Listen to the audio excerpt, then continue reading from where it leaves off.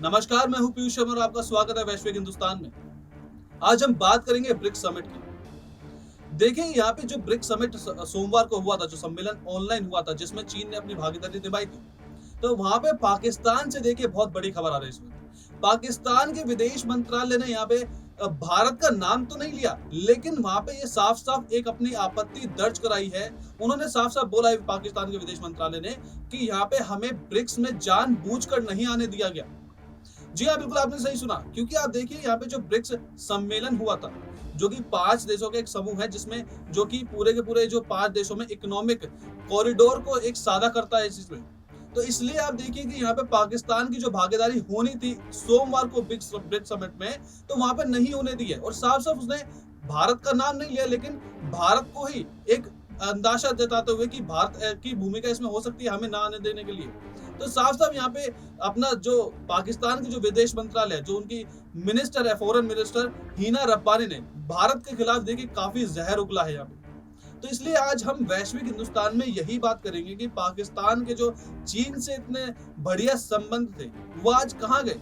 क्योंकि आप देखिए कि चीन की जो भूमिका है ब्रिक्स को लेकर वो काफी ज्यादा है। हालांकि भारत भी काफी अच्छा सहयोग करता है अपना ब्रिक्स को लेकर, लेकिन जो चीन की भूमिका है वो भारत से थोड़ी सी ज्यादा है। अब आप देखिए कि यहाँ पे अगर चाइना पाकिस्तान का इतना अच्छा दोस्त बनता है, तो यहाँ पे पाकिस्तान की जो भूमिका रही है ब्रिक्स में, उसको थोड़ा सा और ज्यादा बढ़ाने की कोशिश क्यों नहीं करता। क्यों नहीं देखिए कि पाकिस्तान को यहाँ पे ब्रिक्स सम्मेलन में, जो कि सोमवार को हुआ था, उसमें क्यों नहीं एंट्री मिली, जबकि आप देखिए कि दूसरे देशों को मिली है। जो जो छोटे छोटे देश हैं, जो डेवलपिंग कंट्रीज हैं, उनको तो मिली थी एंट्री, लेकिन यही पाकिस्तान की एंट्री पर बैन लगा दिया। अब वो पाकिस्तान बोलता है कि देखिए कि भारत ने लगाया। हाँ, डायरेक्टली तो नाम नहीं लिया भारत का, लेकिन इनडायरेक्टली भारत पर ही निशाना उसने साधा था। तो आज इसी में बात करेंगे और इसी में अभी आपको आगे भी बताएंगे कि ब्रिक्स सम्मेलन आखिर होता क्या है और इसकी महत्वपूर्णता क्या है डेवलपिंग कंट्रीज के लिए। देखिए हमारी स्पेशल रिपोर्ट। पाकिस्तान की एंट्री ब्रिक्स में बैन। पाकिस्तान के विदेश मंत्रालय के मुताबिक चीन ने उन्हें बुलाया था, लेकिन भारत ने उनकी एंट्री को ब्लॉक कर दिया। इससे यह भी समझा जा सकता है कि ब्रिक्स का विस्तार भारत के लिए कोई छोटी बात नहीं है।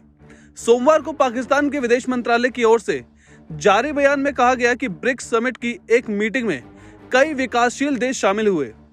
अफसोस की बात है कि ब्रिक्स में एक सदस्य ने पाकिस्तान की भागीदारी के अवरुद्ध कर दिया था। भारत की तरफ था इशारा। पाकिस्तान ने भारत का नाम लिए बगैर कहा कि उसे एक देश ने हाल ही में संपन्न हुए वैश्विक विकास पर उच्च स्तरीय वार्ता में भाग लेने के लिए रोक दिया था। पड़ोसी देश पाकिस्तान का इशारा भारत की तरफ था। दरअसल ब्रिक्स दुनिया के 5 सबसे बड़े विकासशील देशों का एक समूह है। इसकी हाल ही में एक वर्चुअल समिट भी हुई थी। पाकिस्तान की भागीदारी हुई ब्लॉक।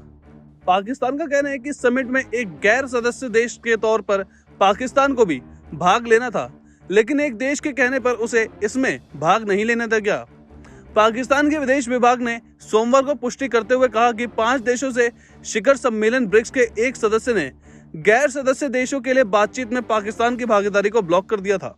हिना रब्बानी खार ने भारत के खिलाफ उगला जहर। ब्रिक्स की मीटिंग में पाकिस्तान की एंट्री ब्लॉक होने पर पाकिस्तानी विदेश राज्य मंत्री हिना रब्बानी खार ने भारत के खिलाफ जहर उगला है। खार ने यह बात की है कि भारत आज नेहरू और गांधी के रास्ते से हट गया है। इसके साथ ही उन्होंने कहा है कि पाकिस्तान की विदेश नीति बहुत अच्छी चल रही है। पाकिस्तान अलग थलग नहीं हुआ। पाकिस्तान के सभी राजनीतिक मिशन जारी हैं। इसके साथ ही उन्होंने नेशनल असेंबली में चीन को अपना सबसे बड़ा दोस्त बताया। दरअसल हिना रब्बानी खार को यह दर्द ब्रिक्स मीटिंग को लेकर सामने आया है। चीन ने वर्चुअल माध्यम से ब्रिक्स समिट को मेजबानी की। 24 जून को चीन के राष्ट्रपति शी जिनपिंग ने high level dialogue on global development का आयोजन किया, जिसमें ब्रिक्स देशों ब्राजील, रूस, भारत, चीन और दक्षिण अफ्रीका के अलावा गैर ब्रिक्स देशों जैसे ईरान, मिस्र, Fiji, Algeria, Cambodia, Thailand, Indonesia और मलेशिया भी शामिल हुए। भारत नेहरू गांधी के रास्ते से भटका। ब्रिक्स की मीटिंग में कई छोटे देश शामिल हुए, लेकिन पाकिस्तान की एंट्री ना होने से इस बात की चर्चा हो रही है कि पाकिस्तान पूरी दुनिया में एसोसिएटेड है। इसी को लेकर पाकिस्तानी विदेश राज्य मंत्री हिना रब्बानी खार ने कहा कि पाकिस्तान की विदेश नीति बेहतर चल रही है। उन्होंने ये भी कहा है कि चीन पाकिस्तान को बुलाना चाहता था, लेकिन एक देश ने इसे ब्लॉक कराना चाहता। इससे कामयाबी भी रहा।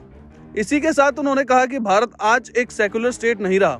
भारत नेहरू और गांधी के लिए सिद्धांतों और नैतिकता पर नहीं चल रहा है।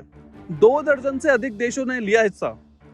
24 जून को हुई ब्रिक्स की वर्चुअल बैठक में वैश्विक विकास पर उच्च स्तरीय संवाद में 2 दर्जन गैर सदस्य देशों के नेताओं ने भाग लिया था, लेकिन इस देशों की बैठक में पाकिस्तान को शामिल होने का आमंत्रण नहीं मिला था। यह माना जा रहा है कि पाकिस्तान की भागीदारी को ब्लॉक करने वाला देश भारत था, क्योंकि दोनों देशों के बीच हाल ही के समय में रिश्ते तनावपूर्ण चल रहे हैं। पाकिस्तान को भविष्य से उम्मीद।